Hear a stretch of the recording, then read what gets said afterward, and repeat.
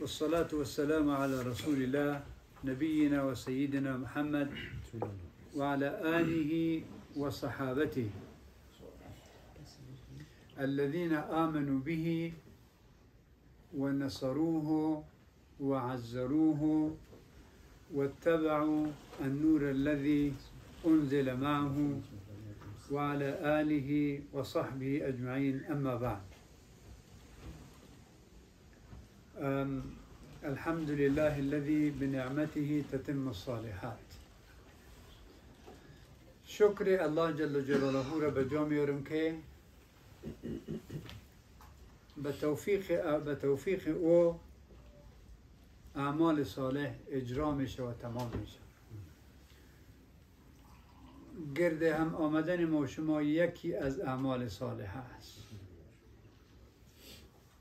الله جل جلاله ایره ده حسنات ما و شما حساب کنه و ایره ده ترازوی حسنات ما و شما ایره جمع.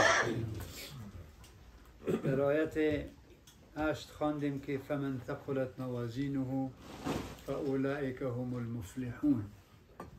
کسایی که ترازوی اعمالش گرنگ است، اعمال صالحش، اونا کامیاب هستند. الله جل جلاله ما و شما را از جمله از امون مردم بگردن. الله جل جلاله به ما علم کتاب خود را نصیب بگردانه. توفیق بده که اتباع کنیم، پیروی کنیم در زندگی شخصی خود، در زندگی فامیلی خود. الله جل جلاله نفسهای ما را تابع کتابش و سنت رسولش بگردانه. آمین. بسیار خوشبخت هستیم که در نعمتهای الله جل جلاله زندگی میکنیم. انواع مختلف نعمت مادی و معنوی خداوند نصیب ما شما گردانده. این نعمت های است که قابل شکر است. شکر از این باید ادا شود. به زبان، به اعضا، این ما شما باید ادا کنیم شکر.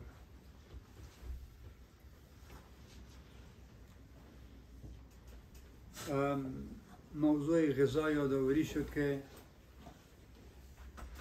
فیصله به این شده که غذا باید خفیف باشه.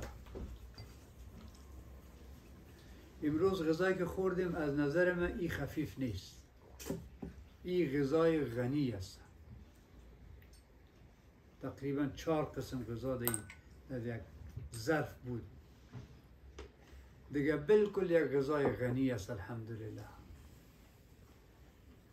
از او که انسان اگر زیاد فشار مندازه او خود به تکلیف کرده است. نه تنها که مفید نیست، نه تنها که انسان راحت نمیشه، او یک فشار اضافه است. دیگه بسیار فیصله خوب است الحمدلله که تو غذای غنی داشته باشین و هر برادری که سبقت میکنه ای آن دیگه از شما پوشیده نیست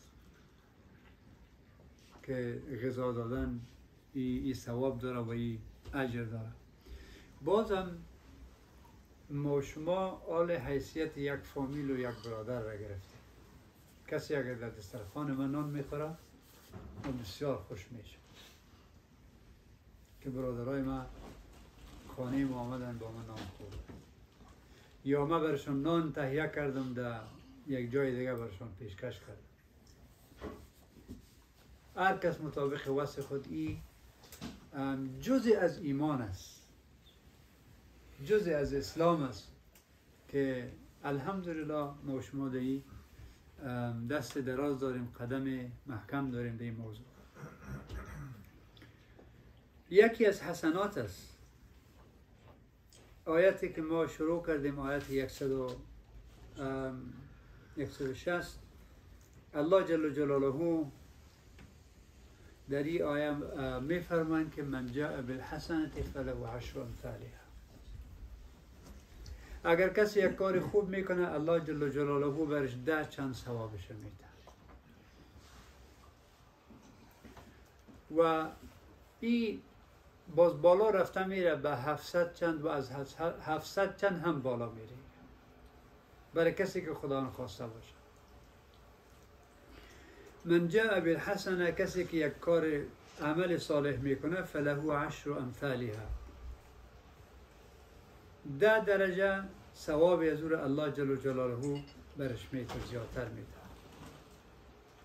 این احسان الله جل جلاله است. اما یک آدم اگر گناه میکنه و تو نمیکنه که 2 دفعه جزا بده. این احسان الهی است. حتی یک آدم اگر نیت میکنه، اراده میکنه، الله برش اجر میده. اراده عمل صالح را اگر کسی میکنه الله برش اجر میده. اراده گناه یک آدم اگر میکنه تا که اقدام نکرده او را گناه نه، او را در گناه حساب نمیشه. این امو رحمت و فضل الهی است. و من جاء بالحسنه بالسیئه، هر کسی که یک عمل خراب داشت، کار خراب کرد، فلا یجزا الا مثلها، مطابق امو کار بد گناه الله بر جزا و پاداش میده. و هم لا یظلمون، بالا از اینا چی میشه؟ ظلم نخواهد شد.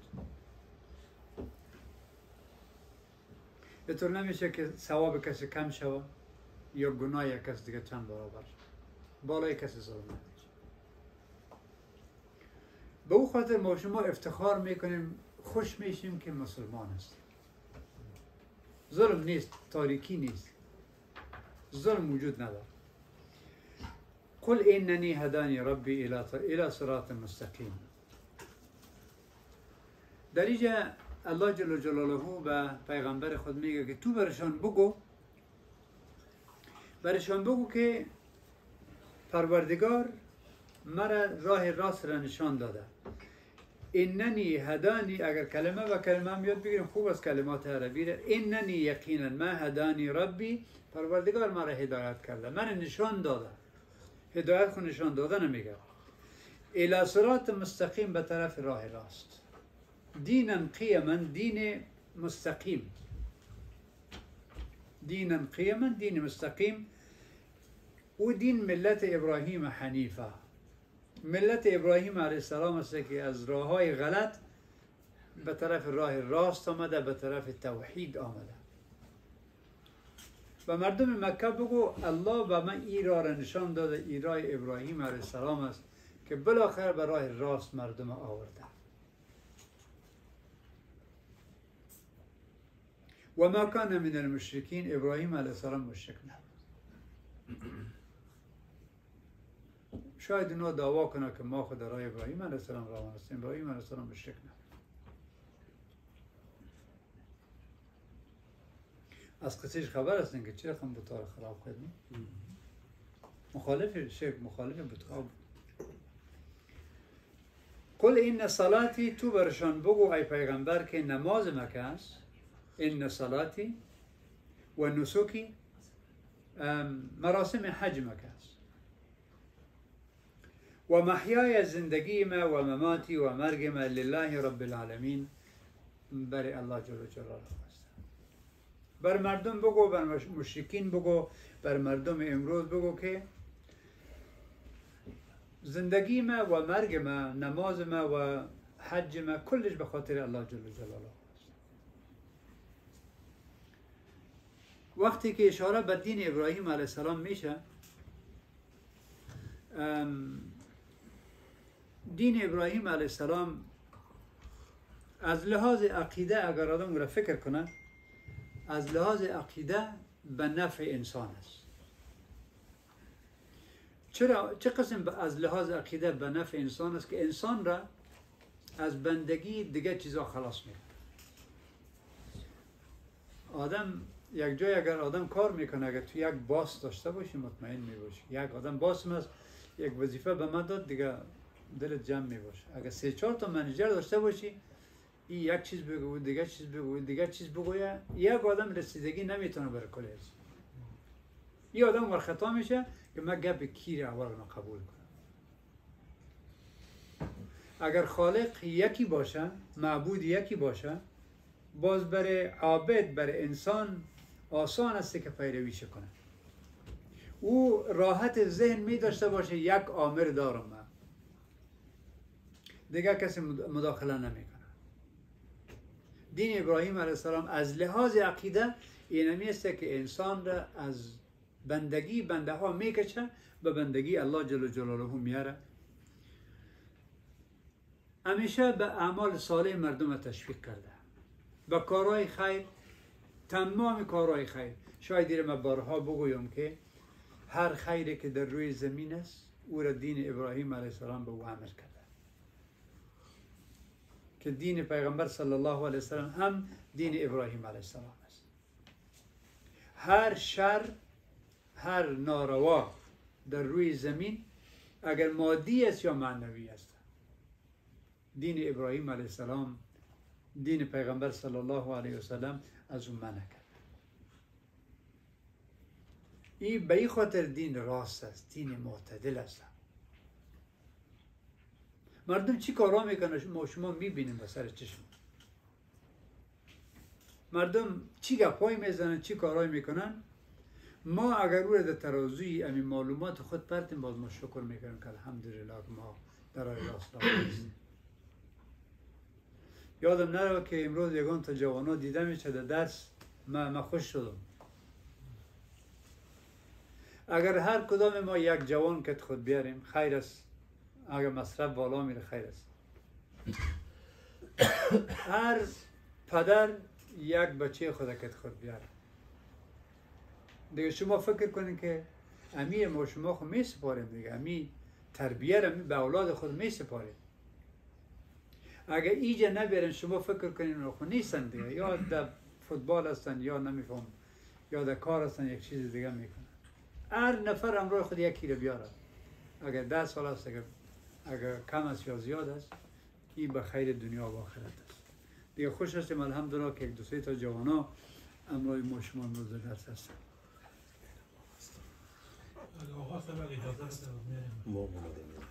دیگه هیچ آقا صاحب همیشه بیچاره گفته دیگه اینال نوبت ما شماست که ما به این چیز کنیم، اقدام کنیم. لا شریک له، الله به من امر کرده که هر چیز به خاطر الله باشه. لا شریک له، بر الله شریک وجود نداره. و بذلك امرت، و به من امر شده که من این کار بکنم. و بذلك امرت و انا اول المسلمین. الله به پیغمبرش امر کرده و ما امتی از پیغمبر هستیم، ما باید قبول کنیم، ما باید رقم پیش بریم. مردم مشرکین مکه اونا از پیغمبر صلی الله علیه وسلم خواستن، دعوت کردن که تو هم عبادت بت‌ها رو بکن. به او خاطر خداوند میگه که قل تو برشان بگو اغیر الله ابغی ربا، آیا غیر از الله ما کدام کسی دیگر رب بگیرم؟ شما خود مرا میگن که بیاین بت عبادت کنید، این کار خود درست نیست. اغیر الله ابغی ربا و هو رب کل شیء، در حالی که الله رب پروردگار هر چیز است. شما مرا میگن که این کارهای دیگر را بکنید، این خود درست نیست.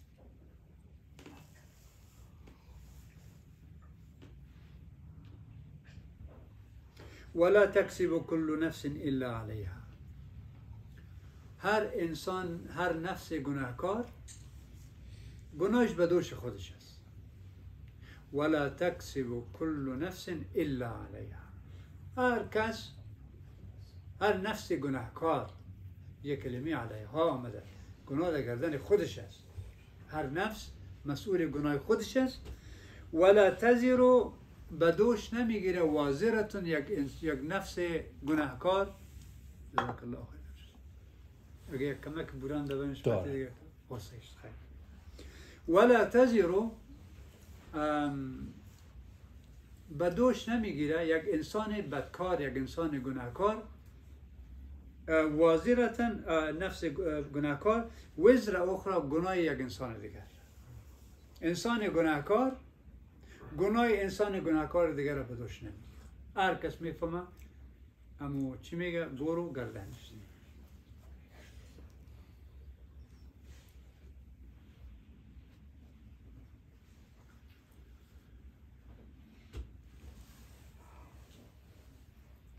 ثم الى ربكم مرجعكم، باز بعد از او بازگشت شما به طرف پروردگارتان است.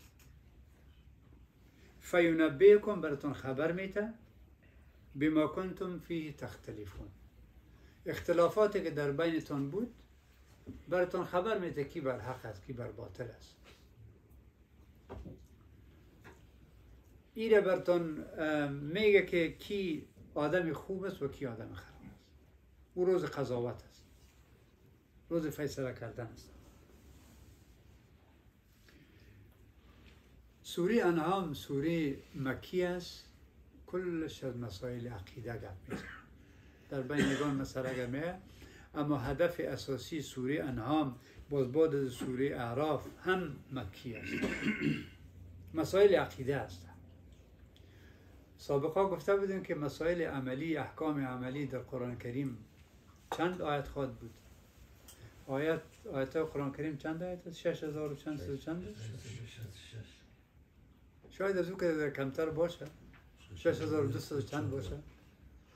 اما آیات احکام چندان است که حلال و حرام چندان است؟ 500 تا.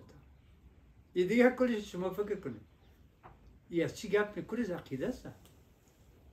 وقتی که ما شما عقیده جور شد باز از او عقیده مثل انجین موتر ورسه، انجین که جور شد دیگه کل گپاس پشت دوام میشه. کل گپ به عقیده ارتباط داره. یک انسانی که در مکه مکرمه بود پیش از اسلام یا در جریان صدر اسلام، شروع اسلام، یک انسان بود مشرک بود، اسلام قبول نکرد. امی انسان مشرک، امی انسان بدبخت مسلمان شد، یک آدم بسیار خوب از پیش شد. چرا؟ امی عقیده بود که را بدل کرد. به او خاطر این سوره انعام، سوره اعراف، این در انسان وقتی که تغییر آورد، در دل تغییر و تاثیر آورد، باز دیگه اعضا خود به خود چی میشه؟ تابع و تسلیم از او میشه.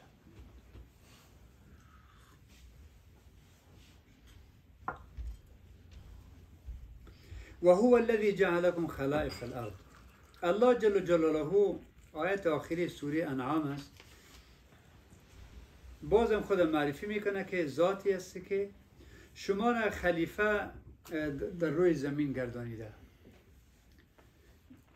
بعضیتان جانشین بعض دیگر میشه، بعضی میموره بعد از بعض کس دیگر میایه. یک قوم میموره قوم دیگر میایه، یک امت میموره یک امت دیگر چی میشه؟ به میان میایه.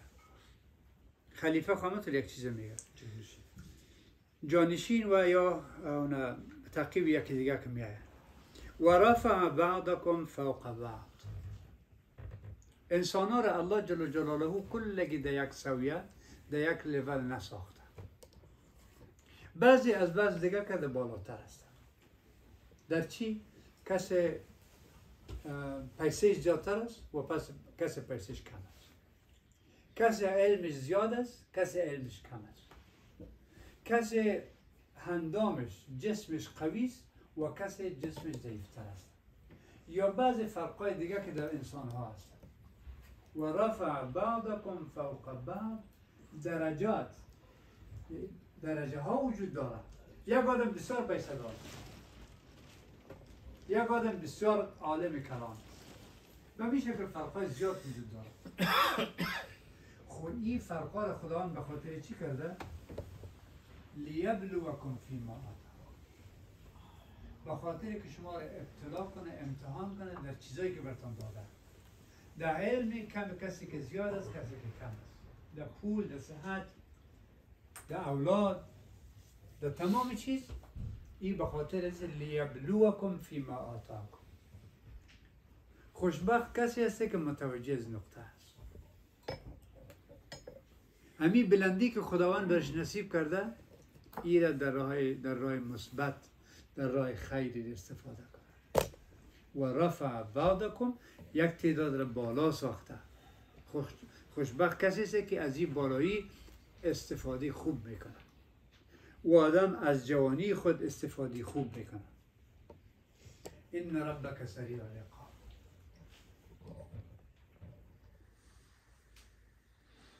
موضوع عقیده است که انسان همیشه از عذاب خدا باید بترسه. همیشه هر قدر آدم خوب است این را بفهمه که به عمل خوب خود کسی مغرور نشه که والا من بسیار حج رفتم، بسیار زحمت کشیدم، من تمام روز پیسه مصرف کردم، تمام روز نفل و هر قدر کار خوب میکنی از عذاب خدا تو باید ترس داشته. از کجا میگیرن؟ ان ربک سریع العقاب.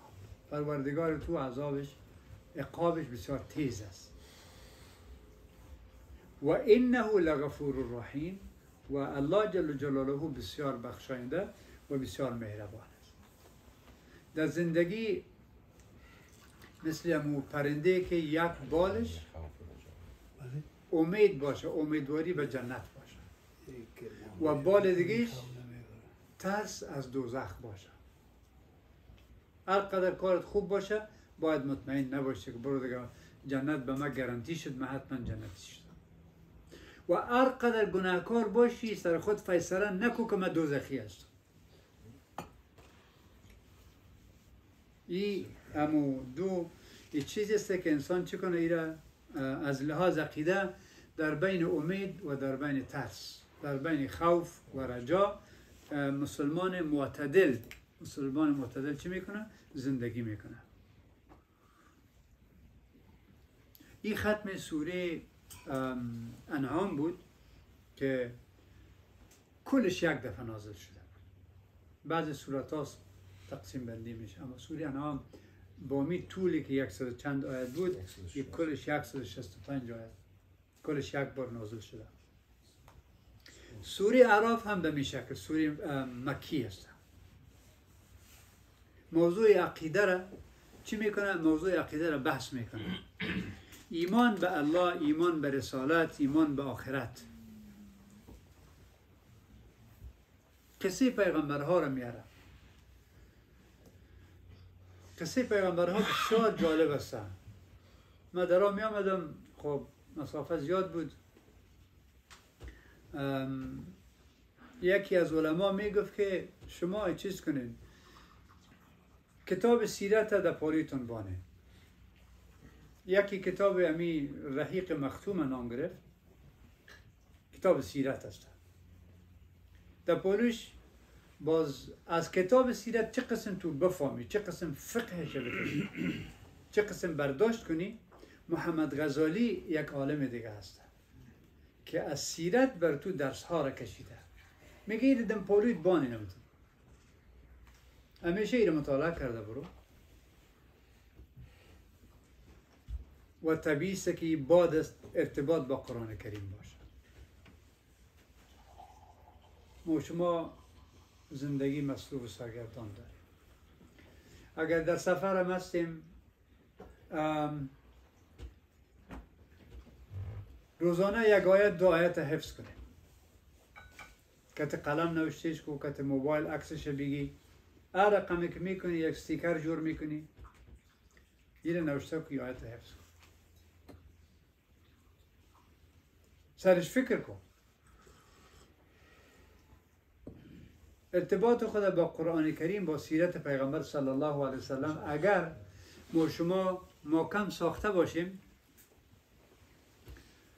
باز در زندگی روزمره اگر تحولات میایه، این بر ما را آسان میسازه. ظلم و مشکلاتی که سر مردم فلسطین است امروز،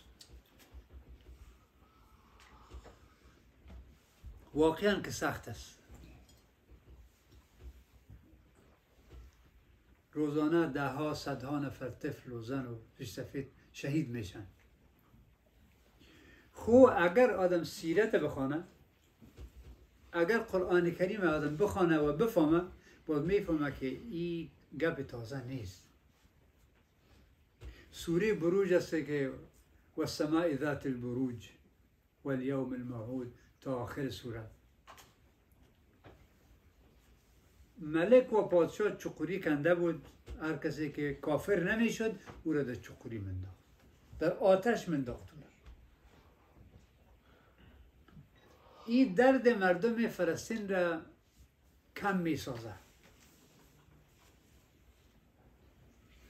دیگه جالبی بود که در سیرت میخوانه که امی ما خو مشرکین مکه را قصایش کرده میریم. وقتی که رسول الله صلی الله علیه وسلم 3 سال در یک دره در یک وادی محاصره بود، 3 سال تا که سبزه را خوردن، درخت خوردن، این چیزا رو 3 سال شما فکر کنید. تاجرها را اجازه نمیداد، مردم قریش تاجرها را اجازه نمیداد که سر از یا کسی چیزی را بفروشه. محاصره اقتصادی بود. چیز جالب از این چی است؟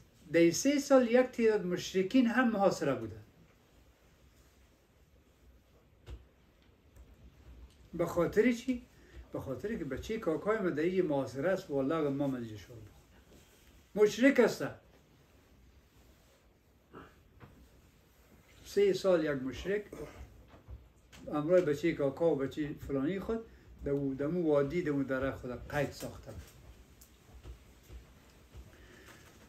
دیگه جالبش چی است که امروز متاسفانه امی مردم فلسطین بیچاره که مثل امو که مسلمان ها در مکه محاصره بودن، نان او سرشان حرام بود، امی رقم مردم های فلسطین محاصره هستن. خو در بین اتر یک با شهامت پیدا نمیشه که مثل مشرکینی که محاصره بودن خود 3 سال قید کرده بودن، کسی پیدا نمیشه که بر از اونا دست دراز کنه، به خاطر که منصب و پول و امی زندگی دنیوی خود حفظ کرده باشن. مردم خود اجازه نمیده که کمک کنن، مردم خود سرکوب میکنن، خودشون خود نمیکنن، دیگه کس هم اجازه نمیده. یعنی زندگی یا کتاب سیرت را اگر حاجی ابی متوجه باشیم، بسیار سوالات جواب میشه. ببینید که مشرکین اما قدر غیرت داشتن که با اقارب خود 3 سال خود را محاصره کرده بودن و از خارج از این وادی که اینا محاصره بودن چند نفر دیگه که در دیگه جای زندگی میکردن، دمی مشرکین گفتن خو شهامت نیستی، خو مردانگی نیست که ما اینجا نان خوردن میریم و قوم ما اوجا از گشنگی میمره. 4-5 نفر استاد شدن که ما این معاهده را از بین میبریم. پلان جور کردن که یک صدا من میکنم، یک صدا توکو، یک صدا توکو، این ظلم را ما قبول کردن نمیتونیم. اما مشرکینه که دوجه بود امروز اتر یک مشرک وجود نداره که استاد شد که ما نمیخوایم که امی ظلم دوام کنه. نه تنهایی که صدای خود بالا نمیکنن، دیگر اجازه نمیدن که امروز از کسی کمک کنن. باز هم در سوره بروج در سیرت پیغمبر صلی الله علیه وسلم به ما درس است. پروا نداره، سخت است، سر مسلمان ها سختی آمده، شاید از دیگر سختتر هم بیاید. در زمان رسول الله صلی الله علیه وسلم یک تعداد از صحابه هنوز هجرت صورت نگرفته بود که شکایت کردن چقدر ظلم است، لط است و کوب است و این است، کل گپا است. پیغمبر صلی الله علیه وسلم برشان گفت شما خبر هستین که امتهای سابقه چی حالت داشتن. یک مسلمان هم می آوردن امی عره را در سرش می ماندن، یک مسلمان را دو توته می کردن. خود از دین خود تیر نمیشد. سر شما کمک شکنجه و لط و کوبی گپا میده. یک انسان نیم میشد ولی از دین خود تیر نمیشد. به او خاطر در تلاوت قرآن کریم کتاب باشه که همیشه در موبایل ما، در حفظ ما، در نماز ضرور نیست که همیشه ما سوره اخلاص خوانده بریم. آیات نوه که معنایش میخوانیم بفهمیم و در نماز رو چیز کنیم تا که نماز ما و شما صاحب اثر شد. بنان سوره اعراف سوره مکی است که از مسائل عقیده گپ میزنه. چرا نام از سوره اعراف است؟ در بین جنت و در بین دوزخ یک دیوال است. یک تعداد انسان ها وقتی که حسنات و سیئاتشان، کارهای خوبشان و کارهای خرابشان یک برابر میشه، دیگه اینا نه داخل جنت شدن و نه داخل دوزخ، اینا در سر دیوال میکنن، منتظر هستن که خداوند چی فیصله میکنه. اینمی سر دیوال اعراف میگه. نام این سوره از اینجا گرفته شده.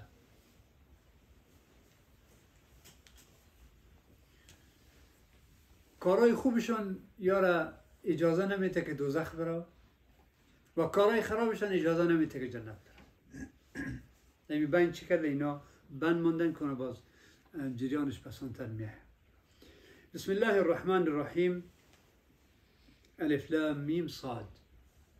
ایونا دیگه از لحاظ تجوید هر کدام از با 6 حرکت دراز شد.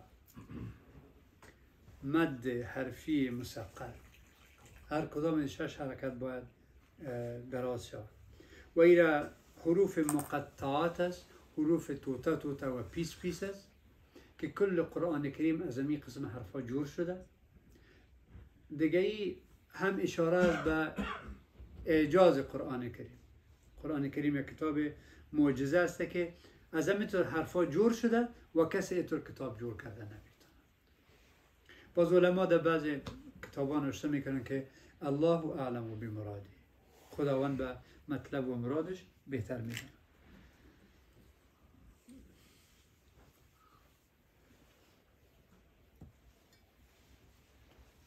کتاب انزل الیک، کتابی است که به تو نازل شده ای پیغمبر صلی الله علیه و سلم.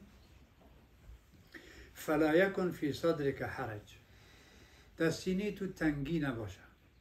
منه از قرآن کریم. در مورد قرآن کریم ای پیغمبر تو شک نداشته باش، سینه تنگ نشو، اشتباه و سوال پیدا نشو. این یقین داشته باشی که از طرف پروردگارت است. این کتاب ما بر تو نازل کردیم به خاطر یک هدف، لتنذر، تا که مردم را بترسانی. لتنذر، تا که مردم را وارننگ بتی، بترسانی. به به قرآن کریم و ذکر للمؤمنین، و قرآن کریم ذکرا است، درس است و پند است. للمؤمنین، بر مؤمنین. چرا بر مؤمنین پند است؟ به خاطر که استفاده میکنن، نفع میبرن، فایده میبرن. خوی کتاب که از طرف پروردگار نازل شده به خاطر وارنینگ و ترساندن است، به خاطر از این آمده که ما زو پیروی کنیم. اتبعوا ما انزل الیکم من ربکم، پیروی کنید چیزی که از طرف پروردگار بر شما نازل شده. ولا تتبعوا من دونه اولیاء، و غیر از الله شما کسی دیگر دوست و ولی نگیرید. دوست و ولی شما باید چی باشه؟ الله جل جلاله باشه. قلیلا ما تذکرون، قلیلا بسیار کم. ما تذکرون بسیار کم است که شما پند میگیره. بسیار مردم هم تو سطحی از پیشش تیر میشه، کم مردم پند میگیره و درس میگیره.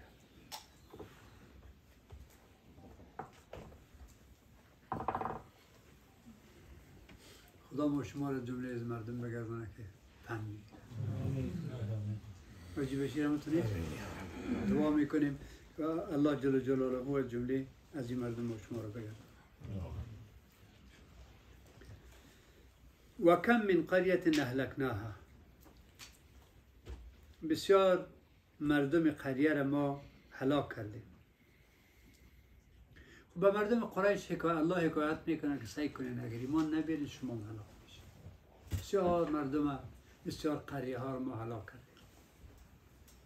شما بگردین میرین طرف یمن، میرین طرف شام، میرین قریه ها رو میبینین مردم از کلش هلاک شد. شما باید از پیغمبر پیروی کنین، گپش قبول کنین، مسلمان شوید. و کم من قریه، بسیار قریه ها، اهل قریه ها را اهلکناها، ما هلاک کردیم. فجاءها بأسنا، عذاب ما بر از اینا آمد، بیاتا از طرف شب. اونا خواب بودن که عذاب الهی آمد. او هم قائلون، یا اینا در حالت خواب چاشت بودن. قائلون از قیلوله گرفته شده، بعد از چاشت که آدم اگه خواب میکنه ایره قیلوله میگه. اونا در حالت قیلوله بودن، بعد از چاشت عذاب الهی برشان آمد. فما کان دعواهم اذ جاءهم بأسنا، میگه دعا و کمک خواستن از اینا وقتی که عذاب الله آمد، وقتی که اینا امو نشانه عذاب الله را دیدن، نشانیش دیدن، دعایشان، صدایشان چی بود؟ قالوا انا كنا ظالمین. وقتی که عذاب دیدن باید میگه ما ظالم. خود که فایده نمیکنه. پیش از که آدم عذاب ببینه آدم باید متوجه شد. بسیار قریه ها رو ما هلاک کردیم. فلنسألن الذين ارسل الیهم. تا چند بجه دکتر صاحب به شما درس داریم؟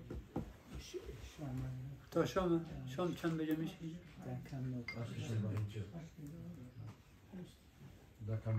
سیز.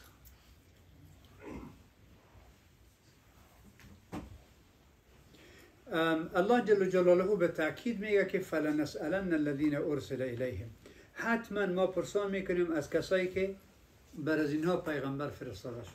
از پیششان پرسان میکنیم، از مردم پرسان میکنیم که آیا پیغمبرها وظیفه خود ادا کردن یا نکردن. از مردم میره پرسان میکنیم. ولنسألن المرسلین، از پیغمبرها هم پرسان میکنیم که مردم عکس العمل مردم چی بود؟ مردم به شما ایمان آوردن یا ایمان نآوردن؟ هم از مردم پرسان میکنیم، از امتی ها پرسان میکنیم و هم از پیغمبران ما پرسان میکنیم. یعنی سوال و جواب وجود داره، حساب وجود داره. او روز آمدنی است. فلنقصن علیهم بعلم. فلنقصن یعنی ما برشون بیان میکنیم، ما برشون خبر میتیم تمام کارهایشان. مردم را ما اعمالشان برشون خبر میتیم که شما کدام کارها کردید. فلنقصن علیهم بعلم. خدا میگه که ما به علم مردم را به علم خود خبر میتیم که کدام کی چی کرد. بسیار جالب است امتحان. دنیا همونطور آدم یک لحظه متوجه میشه، باز میره دیگه، تا که باز فکرش به جای میره، بسیار روزها و بسیار ماهاتر میشه. بازم غنیمت است که انسان یک چکر میزنه، بازم متوجه میشه. اگر انسان همونطور که بره دیگه بسیار خطرناک. با او خاطر غنیمت است که ما شما اینجا جمع میشیم. همین یه جمع میشیم، یک دو دقیقه فکر ما میشه. اگه این نباشه خب باز رفتیم دیگه. با او خاطر خوشبخت هستیم که خدا به ما شما توفیق میده. همینجا میشینیم با صمیمیت و با اخلاص یکی دیگه خدا میبینیم. این یک لطف الهی است. فلنقصن علیهم بعلم و ما كنا غائبین. الله جل جلاله میگه ما غایب نبودیم، ما بیخبر نبودیم، از هر چیز خبر هستیم، علم داریم و فلنقصن ما خبر میدیم. کل مرد تو چی کردی.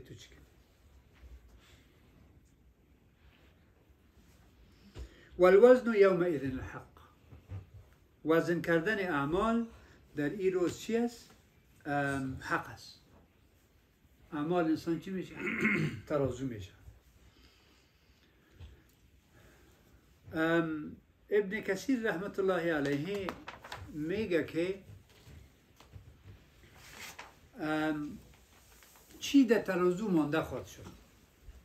آیا خود عمل مانده میشه؟ خود انسان مانده میشه؟ چی مانده میشه؟ میگه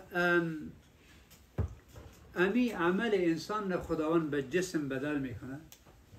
بازی جسم چی میشه؟ ترازو میشه. به این شکل اعمال انسان وزن میشه و ترازو میشه. یا یه است که امی اعمال انسان در کتابی که نوشته است، یعنی خود کتاب در ترازو مانده میشه، باز بعد از اون وزن میشه. سابق ما شما گفته بودیم یک حدیث بطاقه، یک آدم یک کلمه خوب گفته و حدیث بطاقه میگه. بطاقه کارت میگه. لا اله الا الله گفته در بطاقه نوشته شد. اینمی یک بطاقه، یک کارت از تمام کارهای خراب ازی کرده، این گرهنگ میشه اگر خداوند بخواهد. این بطاقه را خداوند نصیب ما شما بگرده.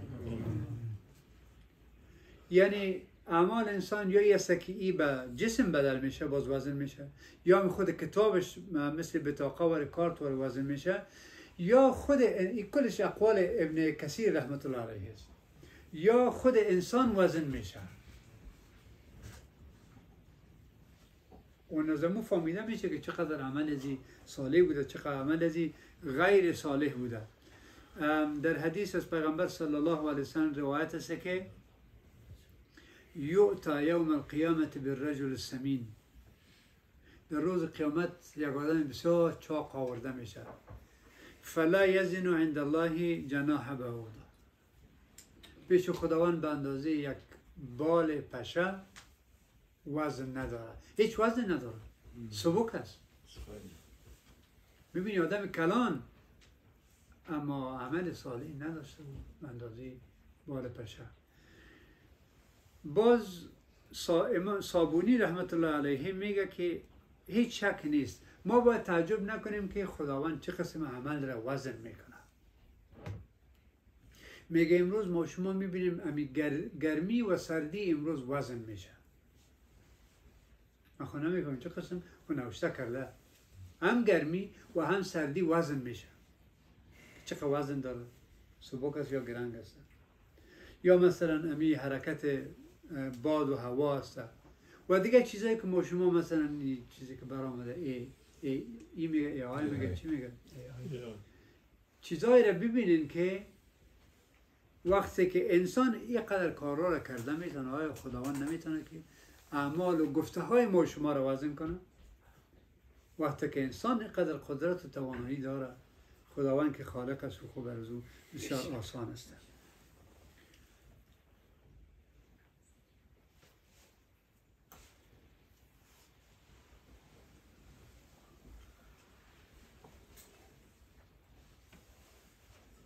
والوزن یومئذ الحق،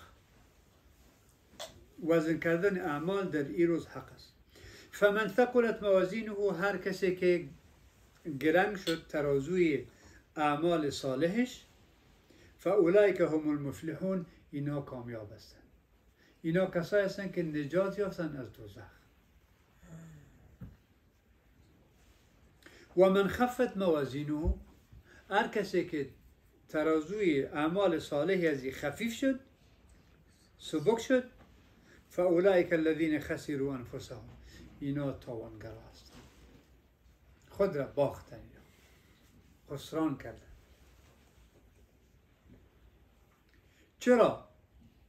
چرا تاوان کردن؟ بما کانوا بآیاتنا یظلمون، به خاطر که به آیات های ما اینا چی میکردن؟ ایمان نمی آوردن. با آیات های ما ظلم میکردن، چی اینا ایمان نمی آوردن. به این خاطر اینا تاوانگر هستن، اینا خود را باختن.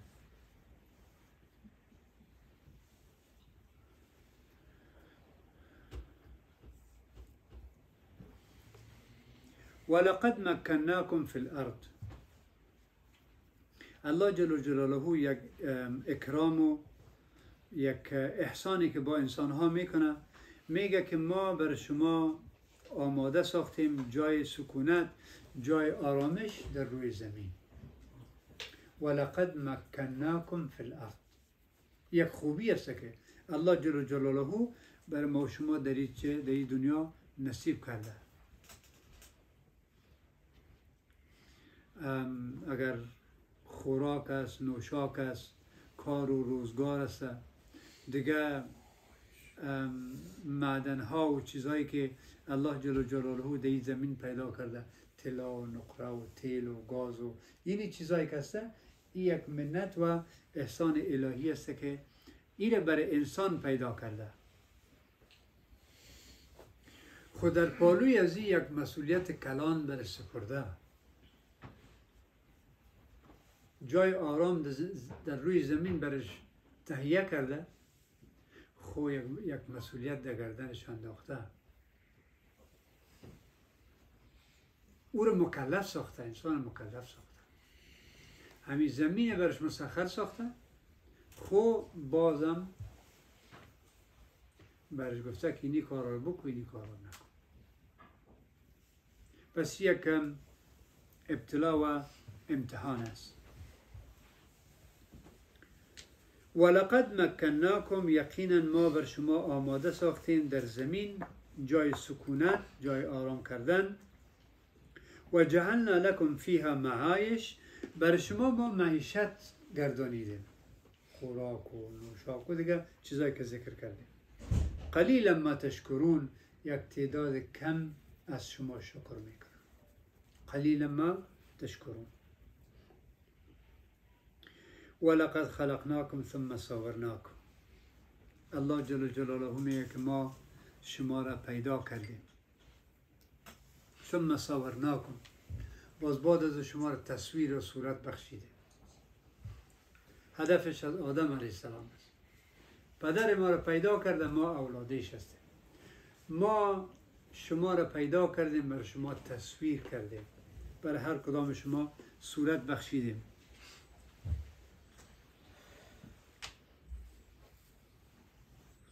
ثم قلنا للملائکه، باز بعد از بر ملائکه گفتیم که اسجدوا لآدم.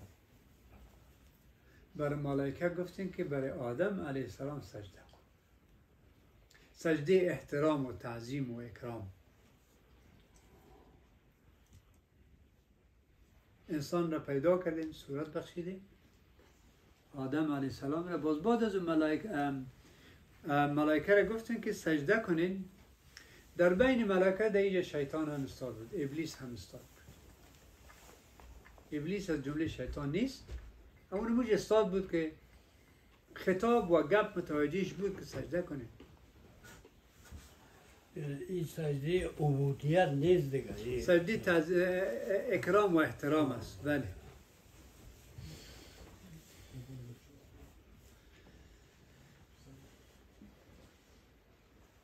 فسجدوا الا ابلیس، کلگی سجده کردن غیر از ابلیس. لم یکن من الساجدین، از جمله کسایی نبود که سجده کنند، از جمله سجده کنندگان نبود. قال ما منعک الا تسجد، خداوند برش گفت که چی چیز مانع شد که تو سجده کنی؟ اذ امرتو، که وقتی که من برات امر کردم. ما شما میفهمید که موسی علیه السلام کلیم الله هست، نه؟ کلیم الله کسی که خداوند امروز کلام کرده، امروز صحبت کرده. و در اینجا هم خداوند میگه که برش گفتن که تو چرا سجده نکردی وقتی که برات گفتن سجده کن. اینال باز خداوند بر آدم و آدم علیه السلام و بیبی حوا هم میگه که این از این درخت نخورید. این که الله چه قسم به کدام شکل بر از یا گفت و چه قسم اینا شنیدن، این مسائل غیبی است که به شیطان چه قسم گفت، به آدم و حوا چه قسم گفت. این مسائل است که خداوند و پیغمبرش این وضاحت نداده که چه قسم. از موسی علیه السلام خود گفت که منطقه مقدس و مبارک خواستن برش گفتن که بوتای تا بکش، من پروردگارت هستم، تو برو فرعون را از عذاب خدا بترسان. او جزئی به تفصیل آمده. با او خاطر ما گفتیم که او کلیم الله میگه، اما نمیگیم با شیطان هم بگیم کلیم الله یا آدم علیه السلام یا بیبی حوا. کیفیتش چه قسم گفت، چه قسم شنیده شد، این کیفیتش ما به غیب بس. جزاک الله خیر. الله جل جلاله به شیطان گفت که چی مانع شد که تو سجده کنی وقتی که من به تو امر کردم؟ قال انا خیر منه، من از آدم کرده بهتر هستم. حالی واضح می سازه که چرا من بهتر هستم. خلقتنی من نار، من از آتش پیدا کرد، و خلقته من طین، و آدم را از خاک پیدا کرد، از گل پیدا کرد. پس چی بهتر است؟ آتش از گل کرده بهتر است. سعی کنه که شیطان یا ابلیسی را قبول میکنه که خلقتنی، این را قبول میکنه که شیطان الله جل جلاله خالق است. متوجه است این نقطه؟ خلقتنی من نار، من از آتش پیدا کردی. یعنی یگان دفعه انسان اینقدر مغرور میشه که میفهمه که خداوند به یه امر کرده و یه چیز گفته، بازم کبر میکنه، موضوع را زیر پای میکنه. مثل که ابلیس کبر کرد، خلقتنی، تو مرا پیدا کردی. ببینید که هنوز یک آدم علیه السلام است، دیگه اولادش وجود نداره. ابلیس خوب میفهمه علمش به دردش نخورد. خلقتنی، مرا پیدا کردی، مرا از آتش پیدا کردی و او را از گل پیدا کردی. فیصله اینمی است که آتش از گل کرده خوب است. تو چطور مرا امر کردی که من برای گل سجده کنم؟ آتش خوب بهتر است. یکی از علما میگه که این فیصله شیطان غلط است. اگر شما بگیرین که صفات آتش ببینین، صفات گل ببینین، صفات خوب در گل زیاد است نسبت به صفاتی که در آتش است. آتش می سوزانه، شاید یگان دفعه گرم کنه اما می سوزانه. اما زمین چقدر چیز مفید است، خاموش میکنه. چیزای خوب در بینش است، نباتات است و انواع از خیر چی است در بینش است.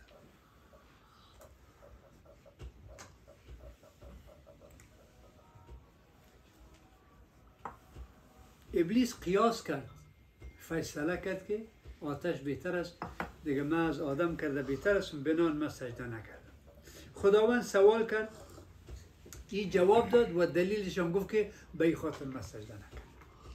من از آدم کرده بهتر هستم، اما تو استاد ماند و هیچ کس ملائکه سجده کردن و هیچ سجده. خداوند میگه قال فهبط منها، پایین شو از اینجا، از جنت پایین شو. فما يكون لك ان تتكبر فيها، تو حق نداری دیگه کبر کنی. فخرج، برای، انك من الصاغرین، تو خوار هستی، تو ذلیل هستی، برای از اینجا.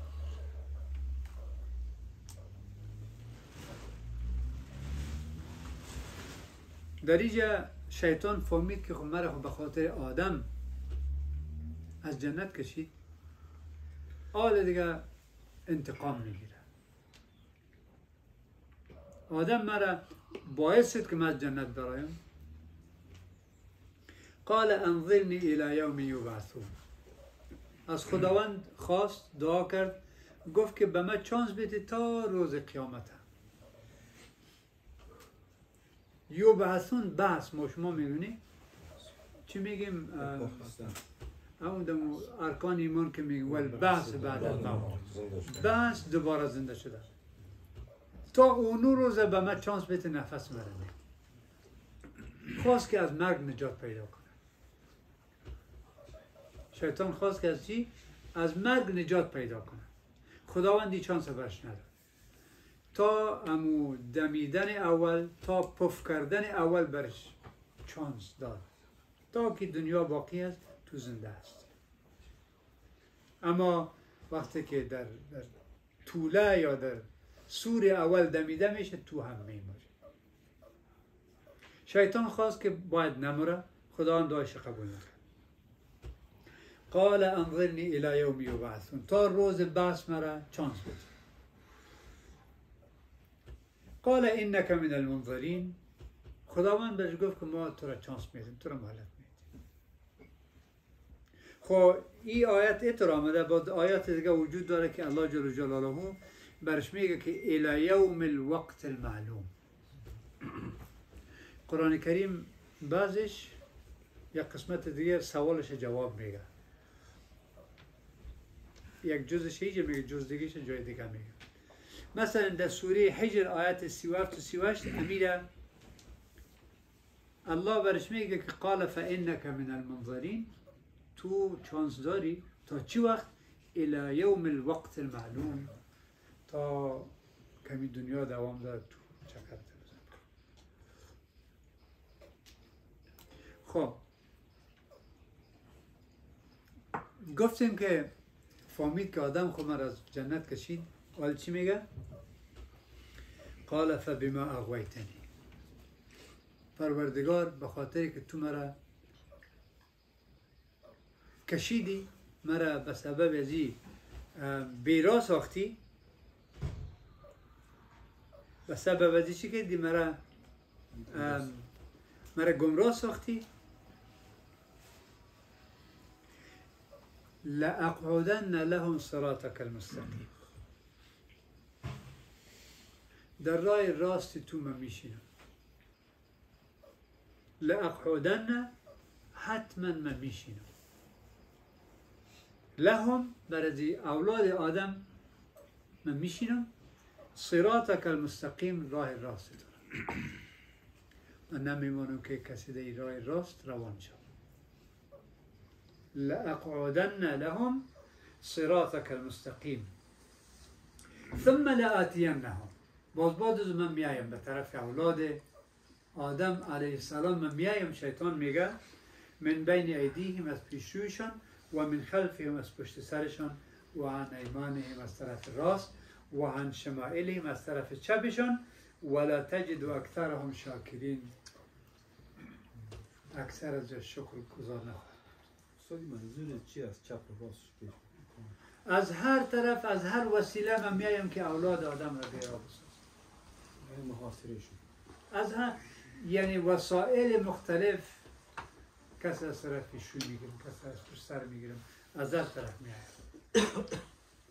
عبدالله ابن عباس رضی الله عنهما میگه بالا ذکر نکرد تا اینکه دروازه رحمت الهی واز باشد.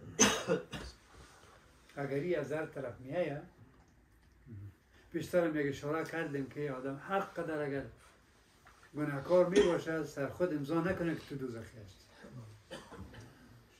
یک روز میشه که انسان متوجه شود، پس به الله جل جلاله امیدوار شود. پس عبدالله ابن عباس رضی الله عنه میگه که اموتایی که دروازه رحمت الهی بسته نشود، شیطان او را یاد نکنه. و یا آدم اسکن انت و زوجک الجنه، وقتی که شیطان سجده نکرد، ابلیس سجده نکرد، گفت بله. مان کدام البته دیگر اکثر مانده شده. قال خرج منها مذءوما مدحورا، الله جل جلاله برجوه برای از جنت مذموما، بسیار بد، در حالت بد، در حالت خراب برای، مدحورا رانده شده. از رحمت ما تو ترد استی، تو رانده شده است. شیطان در اوجا به تأکید گفت که من در راهشان حتما میشینم. خداوند میگه که لمن تبعک، هر کسی که پیروی از تو کرد، ابلیس، منهم، از اولاد آدم علیه السلام، لأملأن جهنم منکم اجمعین، دوزخ را از شما پر میکنم. شما را خوشت منکم، هر کسی که پیروی از شیطان کنه، من دوزخ را از شما پر میکنم. و یا آدم اسکن ای آدم علیه السلام اسکن تو سکونت کو انت و زوجک تو و خانم تو در جنت فکلا من حیث شئتما از هر چیزی که میخواین بخورید ولا تقرب هذه الشجرة بینی درخت شما نزدیک نشوین شما دوتا فتکونا من الظالمین شما ظالم خواهد بودید سر خود ظلم خواهد کرد بعضی کتابای تفسیر یا بعضی کتابا نوشته میگن گندم بود از درخت گندم نخور یا چیز دیگه خب اینطور چیزی نامده در قرآن کریم اینطور چیزی نامده که یک درخت گفته یک درخت از این درخت نخوریم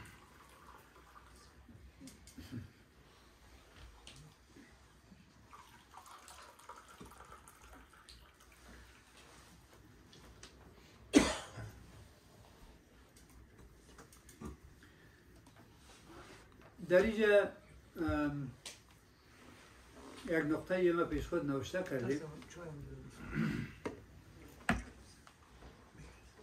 کردیم که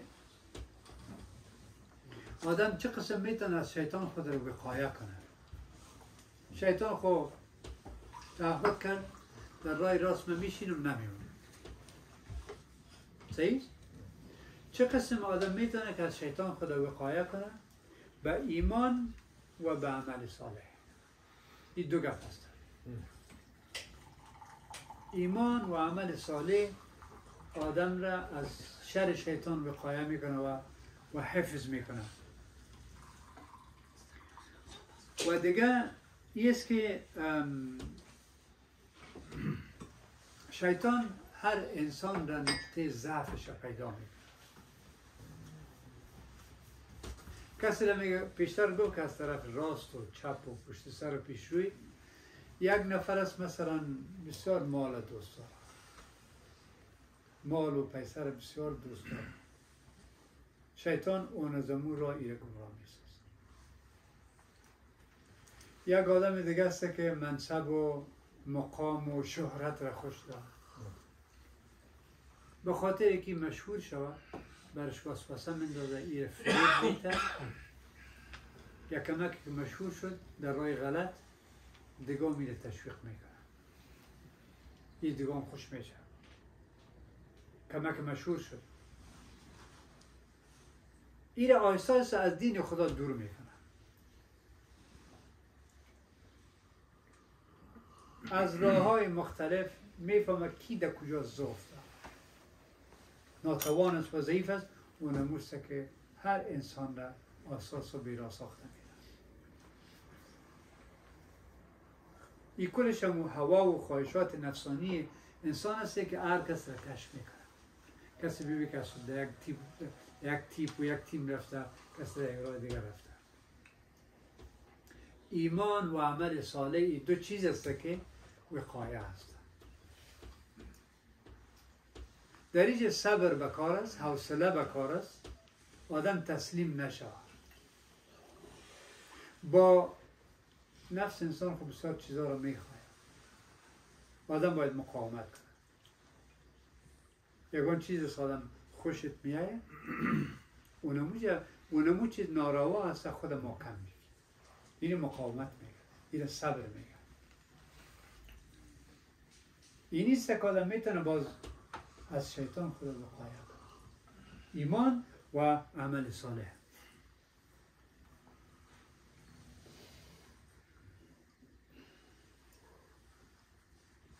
ولا تقرب هذه الشجره به درخت شما نزدیک نشوین فتکونا من الظالمین از جمله مردمای ظالم خواهد بودین ای آدم و ای حوا علیهم السلام فوسوس لهم الشیطان شیطان اینا را به وسوسه انداخت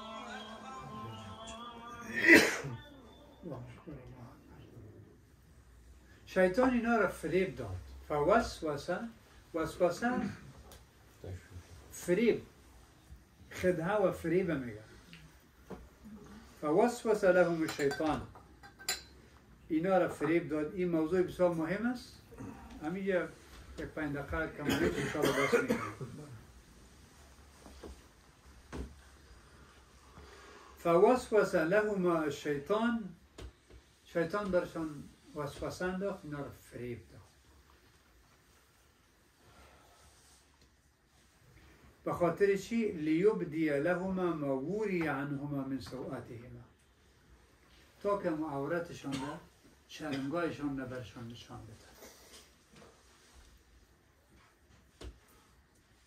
اینا را چی کرد؟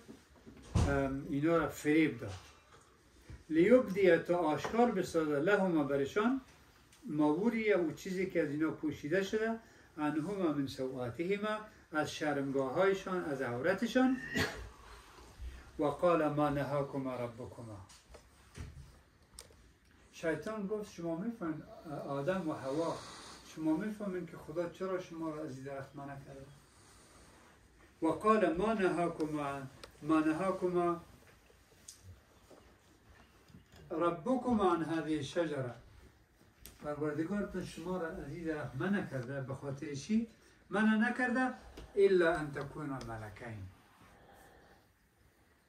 شما را منع کرده که از این درخت نخورین. اگر شما بخورین شما ملائکه میشین.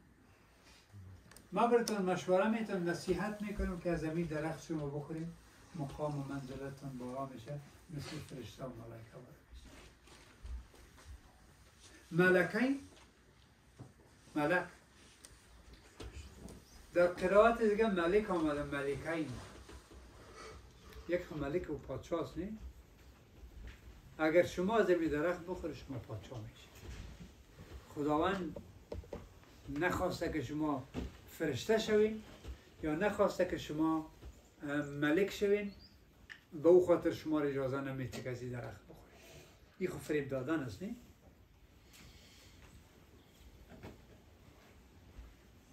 او تکونا من الخالدین، یا برای همیشه زنده باشید. اگر از این درخت بخورید شما همیشه زنده میباشید. و قاسمهما، برشان قسم یاد کرد، اینی لکما لمن الناصحین، ما برتان نصیحت میکنم. ما چی غرض است؟ ما قسم میخورم که اگر زمین درخت بخوریم یا همیشه زنده میباشین، یا فرشته میباشین، و یا ملک و پادشاه میباشین.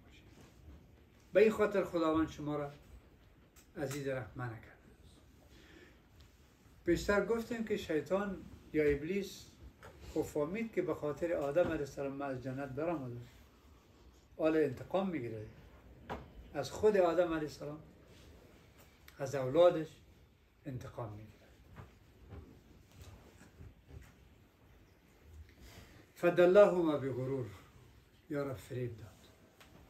همین قسمی که یاد کردید حالا فریب داد.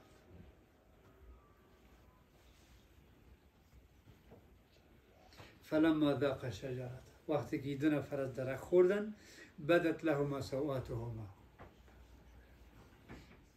شرمگاه هایشان به یکی دیگه معلوم شد. لباسشان ریخت، اما لباس مقبول جنتی که داشتن آدم علیه السلام و بیبی حوا، این لباس از پیششان ریخت، عورت یکی به دیگه معلوم شد. و طفقا یخصفان علیهما من ورق الجنه، شروع کردن از برگایی که از درخت ریخته بود، این برگای درخت می گرفتن، در جان خود می چسباندن تا که عورت خود را پاک کنن، شرمگاه خود را پاک کنن. ابلیس نمت دشمن خطرناک است. آدم چی می سازه؟ آدم بی پرده می سازه، آدم بی لباس می سازه.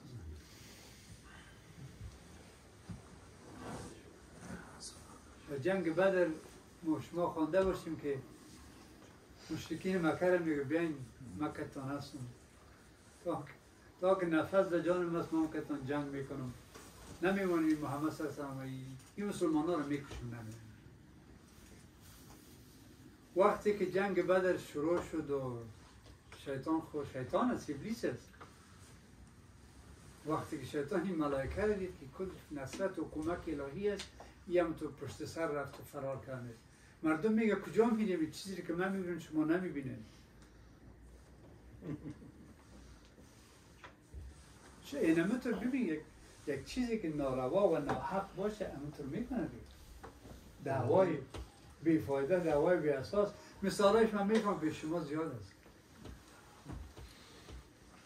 اینمطور یک حرام را شیطان بر انسان شیرین می سازد. وقتی که از اون شیرین آدم خورد میفهمه که شیرین نبود. تا که آدم نچشیده باشه نمیفهمه او را. وقتی که چشید باز میفهمه کاری کنه. آدم علیه السلام را ببینید که لباسش ریختان. انتقام از دیگه تا روز قیامت این سلسله دوام داره. یک مثالش است که در یک انسان بود، اینمی رقم در بین لشکر مسلمان و لشکر غیر مسلمان، جنگ بین حق و باطل تا روز قیامت به اشکال مختلف این دوام خواهد داشت. آدم به دین خود محکم باشه، به عقیده خود محکم باشه، به مسائل اسلامی خود ما شما محکم باشیم. این را تعهد کنیم و این را چنگ بزنیم که در هیچ صورت ما تیر نمیشیم از این گپ‌ها. عارفی سمت نیست؟ اون کسی موفق میشه، کسی موفق نمیشه. یک آدم از سوالا نمیشه، دنیا را ترجیح میده. یک آدم از دنیا را ترجیح نمیده. این سلسله دوام داره تا روز قیامت.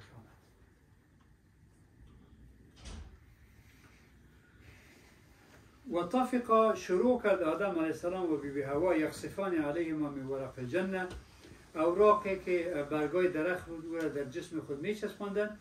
و ناداهما ربهما، پروردگار سر دوشون صدا کرد. الم انهکما، شما را منع نکرده بودم؟ ببینید اینه خداوند میگه که متوجه باشین گپ شیطان قبول نکن. ما شما را بسیار چیزها منع کردیم، ما شما را منع نکرده بودم؟ الم انهکما عن تلکما الشجره، شما دو تا را گفته بودیم که از درخت نخورید، نزدیک از درخت نشوید. و اقول لکما، ما براتون نگفته بودم این الشیطان لکما عدو مبین، ما براتون گفته بودم که شیطان دشمنی آشکار است. گپش قبول نکنیم دیگه. باز اونا و کار کردن. قال ربنا ظلمنا، باز توبه کردن، گفتن پروردگار ما ظلم کردیم انفسنا بالای خود، و ان لم تغفر لنا، اگر تو به ما بخشش نکنی، اگر تو به ما بخشش نکنی، و ترحمنا، تو سر ما رحم نکنی، لنکونن من الخاسرین، ما از جمله تاوانگرها زیانکارها خواهیم. از خطیئه و از گناه خود چی کردن؟ توبه کردن، بخشش خواستن، طلب رحمت کردن و خداوند دعایشان را قبول کرد. اون باز تفصیل از این آیسایستان میه بخیر. به من قدر اکتفا میکنیم، دعا میکنیم که الله جل جلاله ما را از وسوسه شیطان نجات بده. آخری درس ما است و ما نزدیک است. امیر شما یک پیش میشنیده بودیم از کسی جوابش صحیح نبود که امیر شیطان برآمد در جنت کشیدش رانده شد. باز چطور در جنت داخل شد که آدم کلام شده؟ این نمیشه یک چیزی. جنت یک دروازه داره سویسنی. دان دروازه رو قصه کده باشن دیگه. خوی جزئیات بسیار چیزش در کتابا زیاد نمیایه. خب احتمال اینکه مثلا نمون یک جای بوده دیگه، دان دروازه بوده یا کمک پایین و دیگه، یا در اسمای برآمدن بوده باشه. خب حقیقتش نمی است که اونا از جای خوبی که بود از جا اخراج شد. اینا را در کدام مرحله بود؟ آیا دان دروازه بود یا مثلا پایین تر بود؟ اونو چیزایی هست که به ذهن انسان پیدا میشه این سوالا. خب